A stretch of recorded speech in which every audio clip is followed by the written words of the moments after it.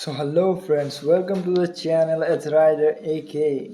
तो बड़े दिनों बाद आज हम आपके लिए लेके आए एक new unique horror story, the 13th floor.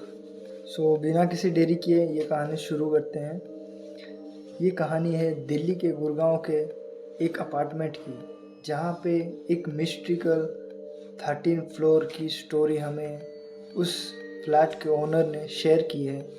तो उनका नाम उन्होंने बताने से तो मना किया है, और उस बिल्डिंग का पता भी उन्होंने बताने के लिए मना किया है कि कौन सी जगह पर है, क्या है। तो मैं वो सब नहीं बताता हूँ, मैं सीधा स्टोरी पे लेके चलता हूँ। और मैं उनका नाम गलत बताऊँगा, उनका ओरिजिनल नाम नहीं बताऊँगा, वरना लोग रिसर्च करके पता लगा लेंगे उस फ्लोर के बारे में। सो चलिए चलते हैं। तो ये कहानी है राकेश की।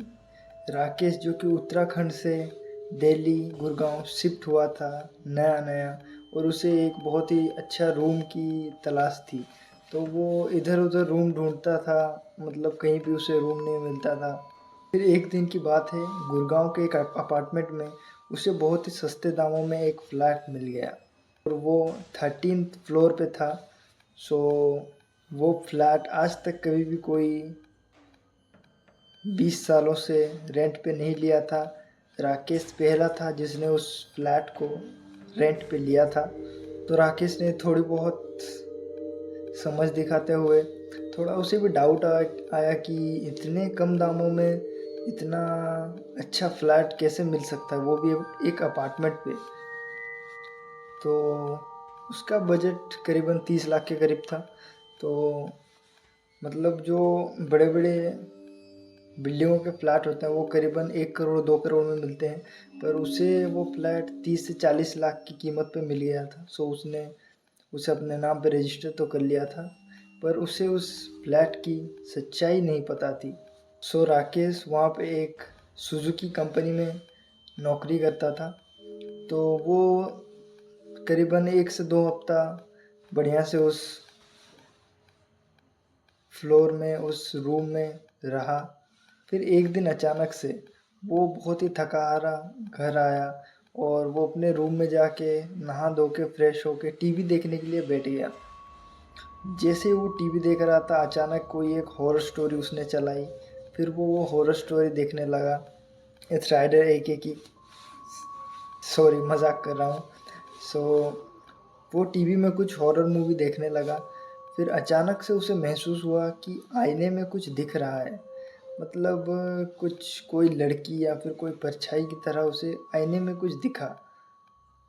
तो वो सोचा शायद से क्या हुआ, क्या पता नहीं, उसने इतना ध्यान नहीं दिया, वो सीधे हॉरर मूवी देखने में लग गया। फिर 5 से 10 मिनट जाने के बाद फिर से वो जब भी ऐसे मुड़ता है तो वो देखता है कि आईने में कुछ इधर उधर हुआ फिर से। तो वो बहुत ही ज़्यादा डरा तो नहीं, पर वो थोड़ा सा शॉक रह गया कि अचानक रात को यहाँ पर क्या ही हो सकता है। तो वो जाता है और जाके उस आईने के पास में देखता है कि क्या है क्या नहीं।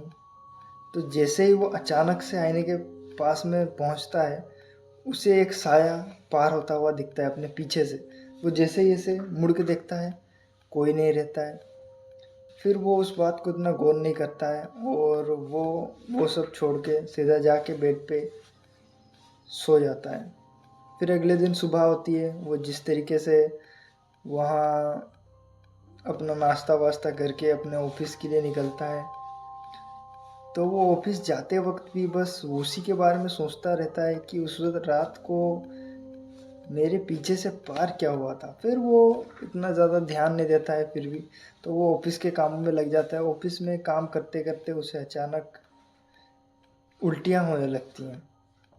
जैसे ही उसे उल्टियाँ होने लगती हैं, वो बहुत ही ज़्यादा, मतलब उसका बदन सुस्त हो जाता है, और वो इधर उधर हेल्प के लिए बुलाता है लोगों को। लोग आते हैं, उसकी मदद करते हैं, उसे हॉस्पिटल लेके जाते हैं।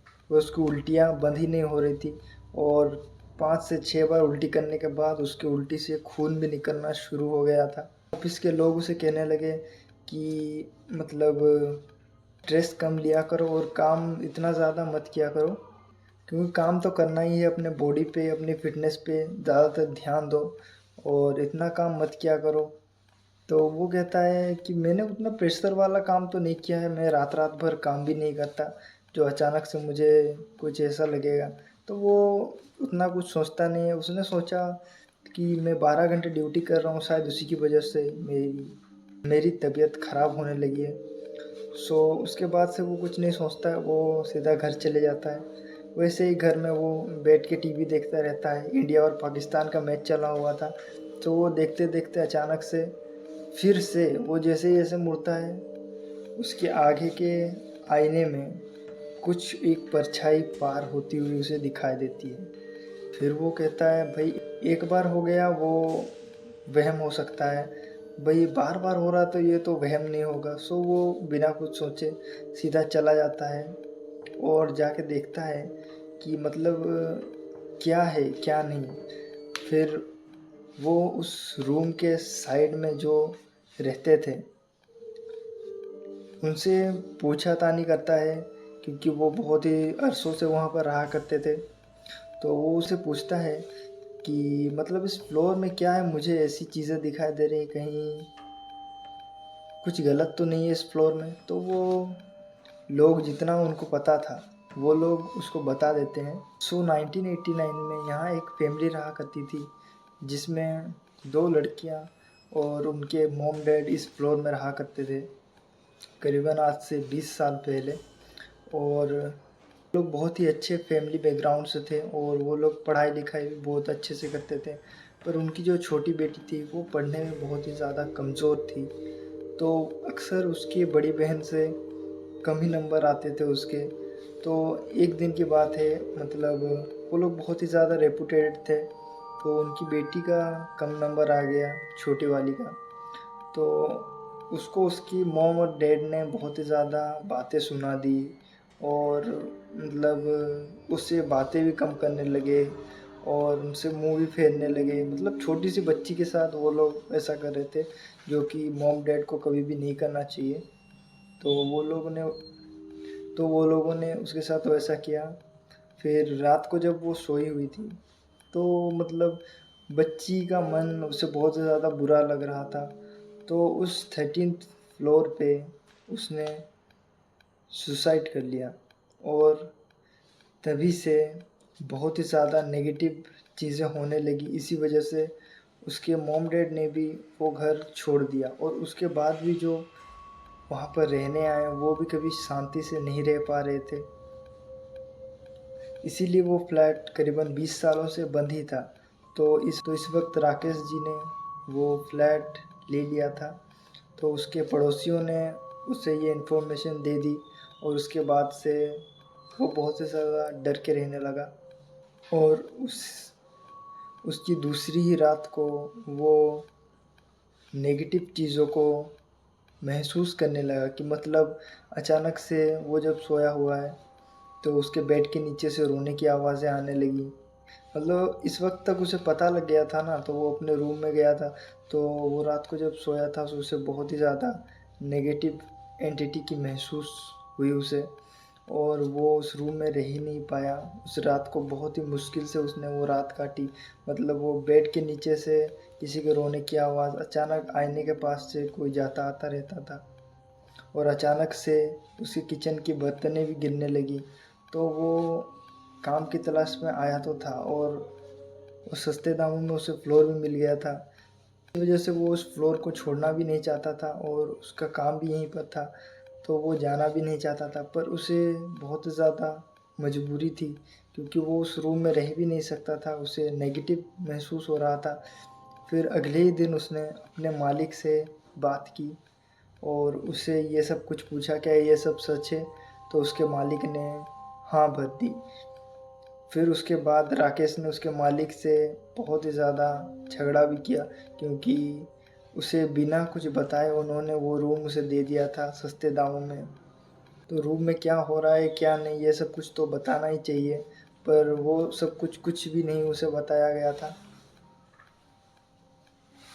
इसी वजह से वो झगड़ा करता है अपने मालिक के साथ और मालिक को कहता है कि उसी दाम में तुम्हें मुझे इसी बिल्डिंग में और एक फ्लोर देना पड़ेगा।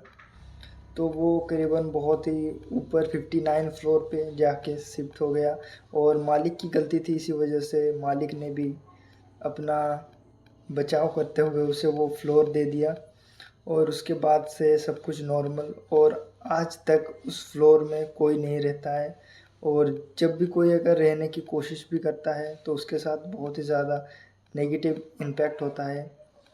राकेश जो कि एक अच्छा लड़का था, इसी वजह से शायद से वो बच गया था, पर जो बुरे लोग होते हैं वो अगर वहाँ जाएंगे तो उनके साथ और भी ज़्यादा बुरा हो सकता है। सो आज के लिए इतना ही। आज की कहानी यहीं पर एंड करते हैं। अगर पसंद आया तो लाइक कमेंट एंड सब्सक्राइब ज़रूर से करें। और बहुत दिनों के बाद वीडियो आई है, आज से रेगुलर वीडियोस आएगी, तो प्लीज़ से प्लीज़ चैनल को सब्सक्राइब करके बेल आइकन ऑन कर लीजिए। Thank you so much for watching. Bye.